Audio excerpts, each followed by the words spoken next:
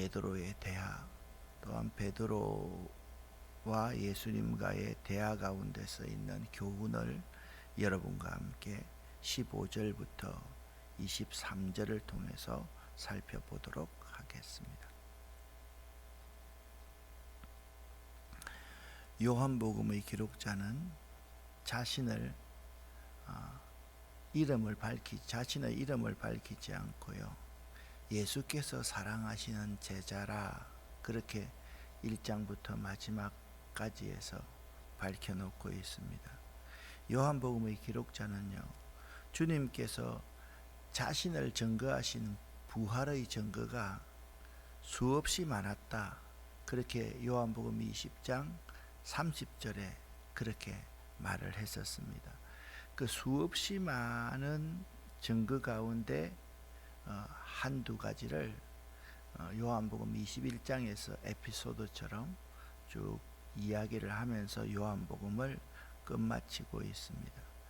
이 요한복음 21장은요 참으로 중요한데, 요한복음을 기록한 이유는 초기 교회를 위해서 기록했다라고 말씀드렸지 않습니까? 그러니까 주 90년 이후에 예수의 제자들이 다 죽고요, 그리고 사도들의 그러한 이름들이 그냥 서로 알려지고 있을 그때에 영지주의 이단이 이렇게 들어옵니다.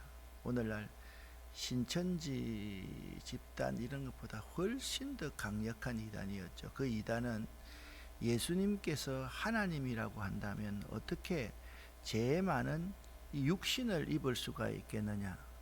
그건 아니다. 그래서 예수님께서 영으로 오셨는데 우리 죄인들이 예수님을 볼 때 실제적인 인물만 보였을 뿐이다.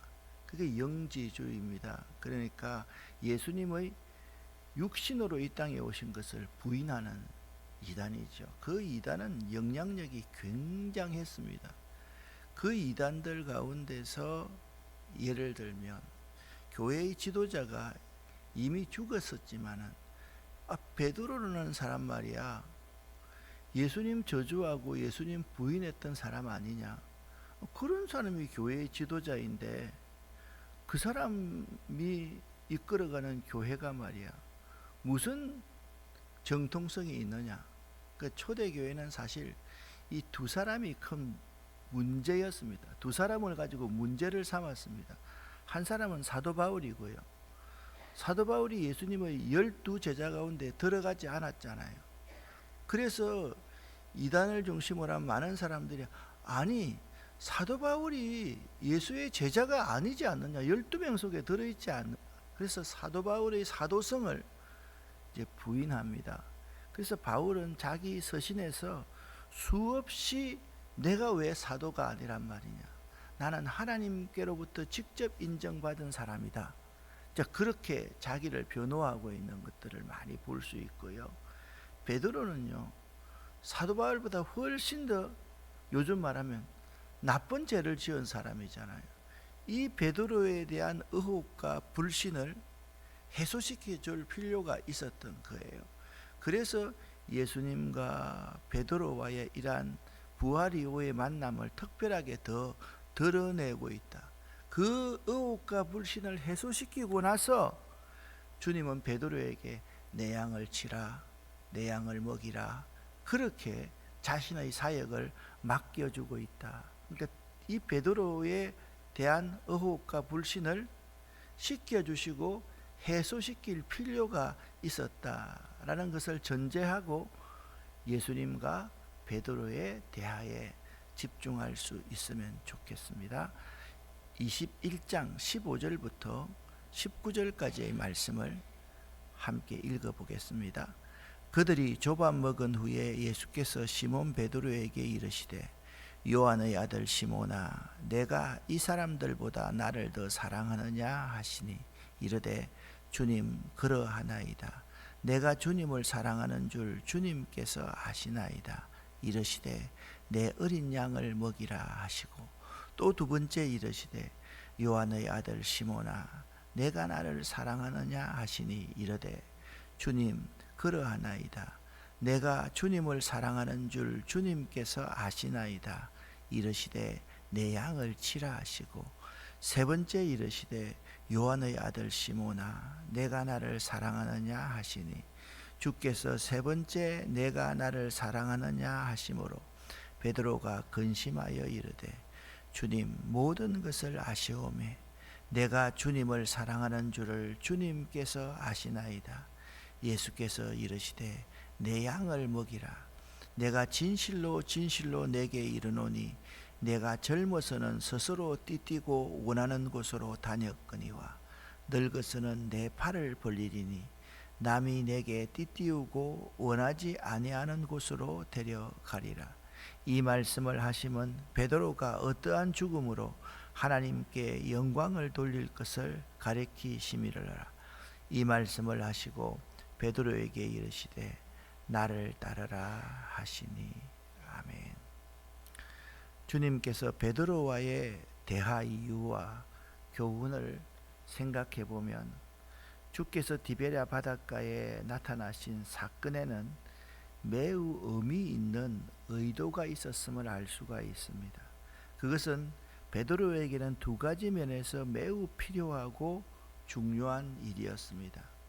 첫째, 공적인 필요성입니다. 비록 그가 주님을 부인했었지만 주님께서 다시 베드로를 사도로 회복시킴으로써 교회의 기초를 든든히 하셨던 것입니다. 그러니까 베드로 외에 요한복음 21장에서 부활하신 주님을 만나서 사도성이 회복된 사람이 몇 명이라 그랬습니까? 7명이었습니다. 7명. 그러니까 그 정의는 베드로를 제외하고도 6명이나 되었다. 그렇게 요한복음 21장 2절에서 말씀하고 있습니다. 두 번째는 공적인 필요성에 이어서 베드로의 개인적인 필요를 위해서입니다. 부활하신 주님은 베드로의 부인 사건에 관하여서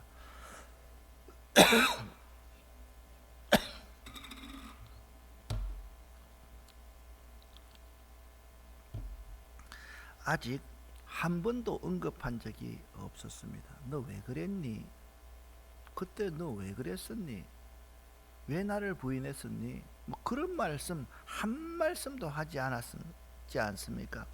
그래서 베드로가 자기와 주님과의 관계가 어떠한 상태에 있는가에 대하여서 의혹과 불안을 가지고 있었을 것이라고 추정할 수 있습니다. 하나는요, 사람들이 베드로를 믿지 못하고, 하나는 베드로 스스로가 예수님과의 문제가 풀려지지 않았다라는 것입니다. 부활하신 주님께서는 이제 그것을 치유하시고 계시는 것입니다. 그 일에 대하여 베드로 스스로가 느끼고 있을 죄책감에 대하여, 그리고 교회 공동체가 느끼고 있을 의혹에 대하여서 직접 말씀하시고 지적하지 않고, 우리 주님의 그 방법은요, 너 왜 그랬어? 너 그때 왜 그랬어? 이런 지적을 하지 않습니다. 다만 그를 회복시키기 위해서 대화를 이렇게 해 가시는데요. 제가 어제 설교를 다 준비하고 나서 새벽에 생각되기를, 베드로의 주님의 질문과 베드로의 대답을 다시 한번 정리를 해봐야 되겠다. 예수님이 첫 번째 질문은 이렇게 말합니다. 네가 이 사람들보다 나를 더 사랑하느냐? 베드로가 첫 번째 대답합니다. 주님, 그러하나이다. 내가 주님을 사랑하는 줄을 주님께서 아시나이다. 여기 예수님께서 베드로의 각 대답에 그가 해야 될 사명을 말씀해주며, 첫 번째 사명입니다. 내 어린 양을 먹이라 라고 말씀해 주고 있습니다. 그리고 예수님께서 두 번째 물으십니다. 요한의 아들 시몬아 네가 나를 사랑하느냐? 첫 번째 질문은 이 사람들보다 나를 더 사랑하느냐고 물었고요. 두 번째는 네가 나를 사랑하느냐라고 묻고 있습니다. 베드로가 대답합니다. 주님, 그러하나이다. 내가 주님을 사랑하는 줄 주님께서 아시나이다. 두 번째는 내 양을 치라. 그렇게 베드로가 해야 될 사명을 말씀해 주셨습니다. 세 번째 이어서 물으십니다. 요한의 아들 시몬아, 내가 이 사람들보다 나를 더 사랑하느냐라고 또 묻습니다. 세 번째 베드로의 대답입니다. 주님, 모든 것을 아시오매 내가 주님을 사랑하는 줄을 주님께서 아시나이다 라고 하니까 또 내 양을 먹이라. 그러니까 예수님께서 베드로의 각 대답에 그가 해야 될 사명을 말씀해 주심으로 말미암아 베드로의 사도로서의 권위를 회복시켜 주고 그에게 예수 그리스도의 사역, 자신의 사역을 맡기시는 모습을 볼 수가 있습니다. 베드로에게 하신 첫 질문은 요한의 아들 시몬아, 내가 나를 사랑하느냐입니다. 주님은 왜 그랬느냐? 네가 나를 배신하고 나서 얼마나 많이 울었느냐? 네가 얼마나 가슴 아파했느냐가 아닌 네가 나를 사랑하느냐라고 묻고 있습니다. 주님께서는 회개하는 자에게 보고자 하시는 것은 주님을 향한 사랑이 얼마나 있느냐, 그것이 문제이지 그 잘못을 막 지르면서 그가 죄책감에 사로잡히게 만드는 방법이 아님을 알 수가 있습니다. 이것이 우리 주님의 방법입니다. 우리 부모님들이 아이에게 말합니다. 너 저번에도 그러더니 또 그래? 이렇게 말하면요, 사실 용서해 주는 게 아니죠. 그래, 엄마는 아빠는 너 사랑한단다. 그럼 아이가 대답하잖아요. 아빠, 엄마, 나도 사랑해요. 그럼 끝나는 거예요. 그런데 그걸 뒤집어내 가지고 전번에 이렇게 해가지고 잘못했지, 이렇게 우리는 하지만 주님은 그렇게 말씀하시지 않는다는 거예요. 이 첫 번째 질문에는요, 이 사람들보다 더라는 말이 덧붙여져 있다라고 말씀드렸습니다. 이것은 전에 베드로가요, 주님을 따르는 많은 사람들 가운데 자기가 1등이다 라고 교만했던 것을 상기시키는 것으로서 이 사람들이 나를 사랑하는 것보다 더 사랑하느냐라고 물으십니다. 그 첫 번째 대답에 대한 베드로의 답변은 주여 그러하여이다, 내가 주를 사랑하는 줄을 주께서 아시나이다 였습니다. 이 대답 가운데 이제 베드로에게서 다른 제자들, 남을 무시하거나 자신이 최고다는 교만한 우월감이 깨끗이 처리된 것을 볼 수가 있습니다. 또한 베드로의 세 번째 답변에서 주여, 주님께서 모든 것을 다 아시지 않습니까? 라는 말을 덧붙입니다. 베드로는 주의 전지전능하심, 전지성을 마음 깊이 의지합니다. 주님께서 모든 것을, 그러니까 이 말씀은 주님께서 모든 것을 아십니다. 그 말은 또 바꾸어 말하면 내 모습 이대로 주님께서 다 아시지 않습니까? 내가 부족하지 않습니까? 내가 연약하지 않습니까? 우리 모두가 다 죄인이지 않습니까? 이 말씀이 우리에게 큰 위로가 되는 말씀인 것입니다. 주님은 우리를 완전한 존재로 보지 아니하시고 있는 모습 그대로를 바라봐 주시는 분입니다. 부족하면 부족한 대로 주님께서는 격려하시면서 쓰시고, 조금 남으면 교만하지 않게 겸손하게 쓰시는 분이 우리 주님이심을 알 수가 있습니다. 부활하신 주님께서 베드로에게 위임하신 사명은 자기의 죄책감을 자꾸 더 일게 만드는 것이 아니라 자신감을 불어넣어주면서 그를 격려해 주면서 말씀합니다. 내 어린 양을 먹이라, 내 양을 치라, 내 양을 먹이라. 자, 여러분, 여기서 굉장히 중요한 것이 주어가 내 어린 양을 먹이라는 거예요. 주님의 양을 먹이지 베드로의 양이 아니라는 거예요. 그러니까 베드로가 사명을 감당할 수 있는 거예요. 자, 제가 강대상 위에 올라가서 설교를 합니다. 제 모습 그대로 보면 여러분 앞에 설교할 수가 없지요. 얼마나 부족하고 연약하고 죄 많고 모순이 많은 사람인지 모릅니다. 이때 우리 주님께서 저를 참 사랑해 주신다는 것은, 여러분을 참 사랑하신다는 것을 저를요 십자가의 보혈로 이렇게 덮어 주시는 거예요. 십자가의 보혈로 덮고 나니까 이 자리의 주인이 누굽니까? 전규택이 아니라 우리 주님이신 거예요. 그러니까 내가 이 교회에 목회하고 있어서 내 교회야, 그게 아니에요. 정말 중요한 것은 주님의 양을 치는 거고, 주님의 어린 양을 치는 거예요. 어리다는 것은 무슨 말이에요? 철없다는 거예요.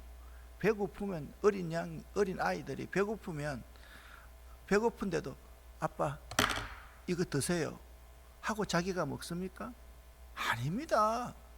어린다는 것은요, 배가 고프면 자기 입에 먼저 들어가는 것이 어린 거예요.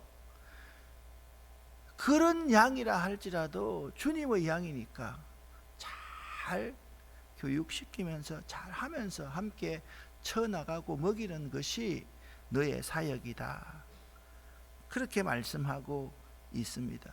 이것은요 베드로가 받을 고난 및 죽음, 그리고 처음 그를 불렀을 때와 같이, 그래 너도 나처럼 살아야 돼, 나도 그렇게 살았지 않느냐, 네가 보았지 않느냐, 네가 나를 배신하고 부인하고 저주까지 했지만 나는 하나도 너를 미워하지 않는단다. 그냥 네 모습 그대로 내가 받아준단다. 그러니 너 양을 친다라고 생각하면, 네가 한다라고 하면 못하지만 나의 보혈을 의지하고 내 이름을 의지하고 하면 할 수 있지 않니? 그게 내 어린 양을 먹이라, 내 양을 치라, 내 양을 먹이라는 주님의 말씀입니다. 베드로가 맡은 양떼, 즉 교회는요 그리스도께서 자기 피로 값주고 사신 그리스도의 것이요, 아멘, 그리스도가 목자장이 되시는 곳이 교회입니다. 그러니까 베드로가 맡은 양떼 교회는 주님의 것이고 주님이 주인 되신다, 이 사실을 저와 우리 모두가 잊지 마시기를 예수 이름으로 간절히 축원합니다. 내 양을 치는 거예요. 주님의 양을 치는 거예요. 주님의 양을 먹이는 거예요. 그러면 여러분 한번 생각해 보세요. 내가 주님을 그토록 사랑하는데 주님의 양을 흐트럽게 먹이겠습니까? 아무렇게나 먹이겠습니까? 먹이 더 던져주고 먹고 싶으면 먹어, 그렇게 하겠습니까? 먹이를 던져주고 나서요 그 가운데 먹이 활동을 못하는 그러한 존재가 있으면 그걸 안고요 먹여야 되는 거예요. 물도 먹이고요, 약도 먹이고요, 양식도 먹일 수 있는 것, 그것이 우리의 모습이다, 지금 그렇게 말씀하고 있습니다. 베드로가 맡은 책임은 혹 어리며 혹은 성숙한 성도들을 하나님의 말씀으로 먹이며 그들을 향하여 목자의 모든 임무를 다하는 것이었습니다. 이 책임을 위해서 주님께서 요구하시는 것은 너는 나를 사랑하는가 하는 것과 주님의 복음을 위해서 고난당하는 것, 그리고 모든 것을 다 버리고 주님을 따르는 것이었습니다.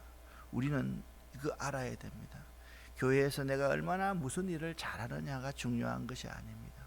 내가 주님을 얼마나 사랑하고 있느냐가 중요합니다. 근데 내가 봉사를 잘못하는 것은요 되돌아봐야 돼요. 뭐가 문제예요? 내가 주님을 진심으로 사랑하지 않기 때문에 내 의를 드러내고, 그리고 내가 했다라고 그러는 거예요. 교회에서 참 안타까운 것은 그런 것입니다. 내가 해야 되고 다른 사람이 하면 불편하면 그것은 안 하는 만 더 못하겠죠. 그렇지 않습니까? 그런 사람은 주님께서 나를 위해 십자가에 피 흘려 돌아가셨다는 사실을 잊어버리고 있는 사람이거든요. 주님께서 죽을 나를 위해서, 베드로 같은 나를 위해서 예수를 부인하고 예수를 저주하고 그 하찮은 그 여종 앞에서 난 모릅니다, 나 저분 모릅니다. 저분과 만난 적이 없어요. 그렇게 말을 하고 있는 그 베드로보다 못한 여러분과 저. 그래서 우리는요, 주님의 교회를 섬길 때요, 지도자는 굴림해서는 안 됩니다. 섬길 책임만 있다라는 사실을 알아야 됩니다. 그 은혜를 안다라고 한다면 이것을 우리가 기억하는 것이 매우 중요하다. 여러분, 그 사실을 꼭 아셨으면 참 좋겠다라고 생각을 합니다. 오늘은 사실 요한에 대한 베드로의 물음과 그에 대한 주님의 교훈에 대해서 좀 다루고 싶었는데 마지막 구절이 두 구절이 있기 때문에 내일 다루도록 그렇게 하겠습니다. 사랑하는 성도 여러분, 우리 모습이 여러분과 저의 모습이, 이 질문을 꼭 하고 싶습니다. 여러분 한번 생각해 보세요. 여러분이 베드로보다 내가 더 낫다고 생각합니까? 아니면 내 모습이 베드로와 비교해서 어떻다고 생각하십니까? 여러분 어떻다고 생각하세요? 그러니까 저 모습만 한번 생각을 해보면 얼마나 저를 볼 때 모순이 많은지 몰라요. 베드로보다 훨씬 더 못하지요. 마지막 그 순간에요, 베드로의 모습을 한번 보세요. 주님, 저는 십자가에 바로 매달릴 자격조차 없습니다. 그래서 베드로는 요청해서 십자가에 거꾸로 매달려서 죽었잖아요. 우리는 어때요? 끝까지, 죄송합니다, 나는 어때요? 끝까지 내가 주인이 되려고 하잖아요. 내가 주인공이 되려고 하잖아요. 대화를 할 때도 항상 내 중심으로 대하기를 원하잖아요. 그 모습을 가만히 비교해 보면 우리들이 얼마나 부족한가. 우리가 주님의 이 교회를 섬길 때 어떤 자세로 해야만 되는가, 그 점을 깨달아 알 수 있다라는 것입니다. 사랑하는 성도 여러분, 저를 비롯한 우리 모두가 이 주님의 피로 값주고 세운 이 교회가 주님이 머리가 되시고 주님이 주인이시다. 그러므로 우리가 군림하는 것이 아니라 섬길 책임만 있다. 이 사실을 꼭 기억하시기를 예수 이름으로 간절히 축원합니다. 오늘 10시 반에 CTS 에세이 갈라면 에세이 교회에서 촬영합니다. 여러분 기도해 주시기를 바라고, 여러분들 기도하실 때 이현숙 권사님이 12일 날 입원하셔서 이제 수술을 하실 건데 이현숙 권사님을 위해서 기도해 주시기를 바랍니다. 우리 주여 믿습니다. 3번 부르고 기도하고 돌아갑니다. 주여 믿습니다. 주여 믿습니다. 주여 믿습니다. 아멘. 나는 주님을 믿습니다. 나는 주님께서 하신 이 말씀을 믿습니다.